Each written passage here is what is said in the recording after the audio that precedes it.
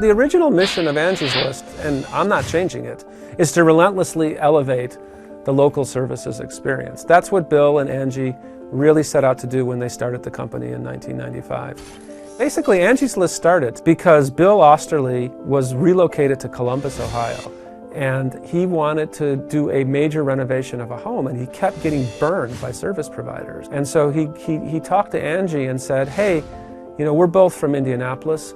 There was something called Unified Neighbors in Indianapolis, and they had a screen list of service providers that everybody knew did great work. And if you recommended somebody onto that list, you were putting your reputation out there to say, hey, this is somebody good. And he's sort of like, why don't we have something like that in Columbus? And it turns out most places didn't have something like that. And it all started from one frustrated home renovator.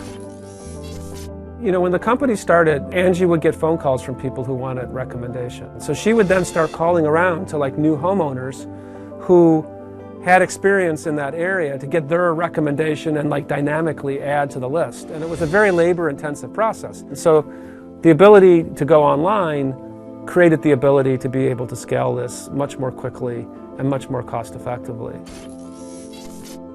To be on Angie's List, you have to have a certain threshold of A and B reviews. Our service providers care deeply about the nature of the reviews, and if they get a bad review, we want them to act proactively to be able to correct it. So we give them the ability to respond to the review. We don't give them the ability to take down the review. I haven't wanted to fundamentally change the core values of the company because Angie's List people really, truly, and deeply care about our consumers and our homeowners and that whole experience. And I wouldn't want to do anything to actually change that. Home is where our heart is. That's always been true of Angie's List in the past, and it will always be true of Angie's List in the future.